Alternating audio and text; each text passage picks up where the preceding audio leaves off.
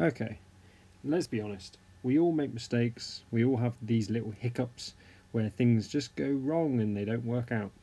Well, me and my camera had a disagreement. You see, I wanted a nice, relaxing, tea drinking session, filmed. I get to waffle, talk about trains, talk about controllers, talk about the setup I've gone with, and my camera didn't want to do that at all. My camera wanted to rush through things with no audio. It wanted to time warp itself. So it, of course, changed my settings, or maybe I did. Maybe I have to hold my hand up and say, I must have clicked a button and it just went wrong. But I don't remember doing that at all. I didn't play with the settings. I've just set the camera up as I normally do, and yeah, this all happened. No audio was recorded, and the footage, once it was recorded, was set in a, I don't know, times 10 forward wind setting, time warping it forward. So everything you're seeing is just rushed with no audio file attached to it at all. I guess the microphone was just switched off. So yeah, what I've done is I've gone back down today and recorded a whole load more footage, hopefully with audio.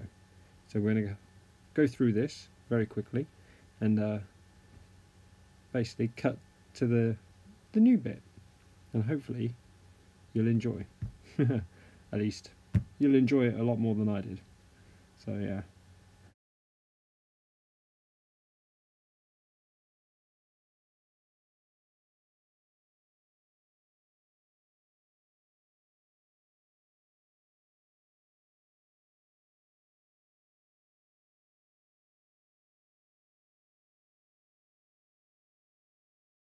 Alright, what we're looking at here is my diesel derailed as it was pulling around a load of rolling stock. Now, I assume it derailed. You can only, looking at the footage, as you can see, it must have derailed. I wasn't watching at the time, but it derailed on the point, didn't it? One of the coaches, rolling stock, has obviously came off the tracks or just went to go down the siding where it shouldn't be, and yeah, it triggered a little derailment. As soon as I heard it dragging, I stopped the loco and brought it to a halt and all that lot, and yeah, fixed that up and got it back on. So yeah, it became clear watching this back how much I actually talk to myself, and since there's no audio and this footage clearly was never really going to get used to its original potential, or at least when I was filming it and talking, it was meant to be to somebody, but to try and tell you exactly what I was waffling on about, yeah, it's not going to work out. I can only guess I was waffling on about the loco that I was trying to program and why it wasn't working properly. But it doesn't matter. We've got some engines going around. And to give you an idea, the Mallard itself is a sound chipped DCC loco. Okay, this is my second attempt to do this video. As you've already seen, it went, well, wrong last time round. So let's try again. This is now, as far as I'm concerned, a train set. All three lines are running. I'm using the Gaugemaster Prodigy Advance 2. I had originally, when I first went to DCC, my parents bought me the digital freight set by Bachmann, and it came with this simple beginner's sort of DCC set. And okay, it was great, but as soon as you start to expand from something simple and you really do get more involved and indulged, well, it was time to upgrade. Now, I've had this system boxed up, well, I don't know, a couple of years maybe, and then haven't got round to using it, just never got the layout big enough for, well, just to warrant having this system. It's always just been DC or just a little nudge with the DCC box, but it's got to that point now where I was like, right, let's set this up properly and do it right. So yes, I have got the DCC all wired up. I'm no longer running the analog trains. In time, I'm thinking of running a DC 2-line, I guess, express track around the ceiling, just so I can still run my old engines until I can either convert them over or replace them with a remodel, or sorry, a more up-to-date version where they're DCC ready. But yeah, that's about it. Okay, this is my sort of DCC control center. Excuse that is the old DC box I was using, but I'm now going to use it for accessories only, and well, stuff like point motors, lighting, whatever I can wire up to it, and yeah, just have it. Instead of parting with it, I will rather keep it and put it to good use, is a good way of putting it. Right, let's move on to the actual DCC side of it. If I turn this on now, right, very simple concept once you actually know what to do. Now, I found a YouTuber that actually covered this video, well, covered this setup very simply and easy to follow.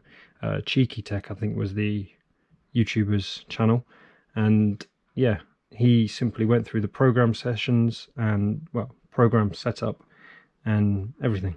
So for instance, let's take the loco on the programming track there, the 25 class from obviously Bachmann's set. If I went into program, let's just go over to read quickly. There we go, program track and read. I don't know how well you can see that, guys. I'm just going to assume you can. If I click enter and then enter one more time to read that loco,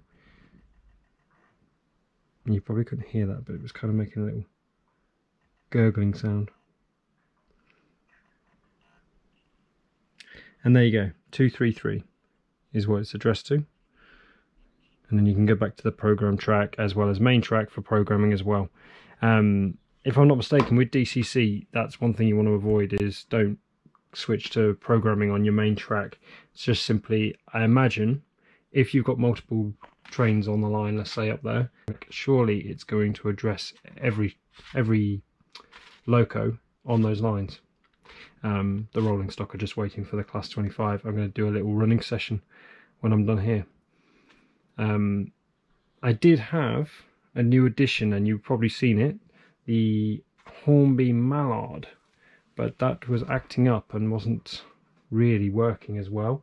However, I do also have the Hornby Flying Scotsman with sound as well. Two new additions to the model. I always wanted to upgrade my Flying Scotsman, the old model of Hornby's, but I never got around to it. And then a friend of mine, I was helping her out, and she gave me a bit of money at the end of it as a thank you. And I thought, right, well, I've put it off and put it off. Why not just treat myself? So yeah, I saw Hornby Flying Scotsman and the Mallard were both on offer, 30 quid off each. So I saved myself £60 by buying them in this sort of sale. And I just thought, yeah, okay, timing seems right. I'm getting more involved. I'll buy them. There is the Hornby Mallard. Like I say, it's having a hiccup, if you like. The DCC chip, I imagine, works, and yet, because the sound is working perfectly, and yet it's sluggish going around the track. Now, fine, you could say, well, is it the motor? Is it the track itself? And then here is the Flying Scotsman. This is working perfectly, sound as well as the motor. It's going around the track as it should. But yeah, unfortunately the Mallard is not. Hopefully get around to scenery side. I'm waiting. The electrics on all of this has just been, well, tedious. Ah, yeah, actually, scratch that. I'll move you over here. This point here is acting up for some unknown reason. I imagine it's to do with the connection to the frog. I've most likely wired it up, or the soldering has gone wrong. I had to replace my soldering iron. Quite simply, the frog isn't changing its polarity, if you like. It's staying, let's just say, positive, even when you flick it. To give you an idea, it should change depending on whether you take the turn or not. And yeah, it's staying positive as you're going straight, but if you want to take the turn, yeah, it shorts out. I can only imagine something's gone wrong with the soldering, so I'm going to need to take it up and have a look at it, or unsolder the connection, let's say where the frog is, and yes, it skews the blue. Unfortunately, the flux I've been using, as you applied it, nothing. It just was clear. As it set, it appeared this turquoise blue colour. It's been annoying, but I know once I weather the track and put ballast down and all that lot, it should hide it. But I am annoyed. Let's get a better look over here. I don't know how well you can see that, but it's just hideous. Right, so yeah, my idea would be to replace this point or tweak it or do whatever I can to fix the problem. So yeah, anyway, let's have a running session. I think it's time.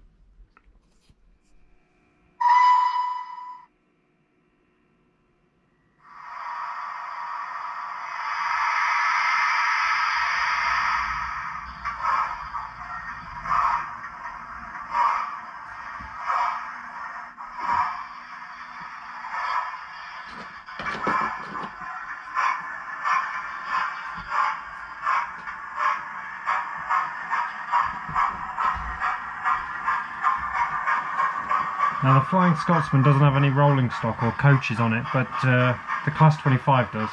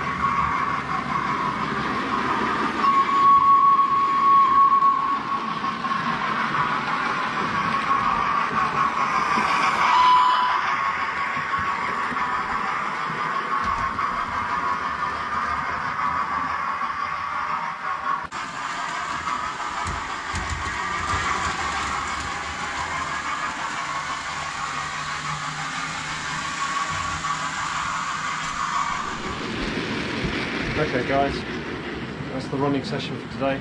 Sorry about the Flying Scotsman, I don't actually have the coaches here with me, so it's just the engine going round.